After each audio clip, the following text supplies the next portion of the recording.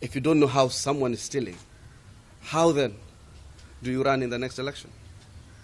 I remember, and I could bear witness, that on the 9th of August, as the results started to trickle in, I received a phone call from NASA IT department, one Edwin Ngonga,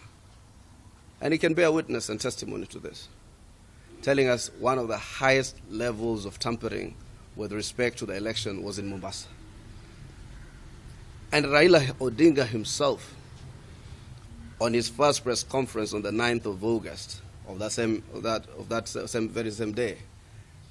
highlighted Mombasa as a place where there were massive discrepancies. If those of you who have memory, you would recall how 22 days later, how on the 22nd, he will give a clean bill of health to the same election process in Mombasa, and yet won the Supreme Court and won everybody else, is the highest level of sanitization of wrongs as long as they are coming from your side. As much as I was in the initial onset, one of those who was set to accept the outcome, I want to appreciate the evidence that came to us ultimately.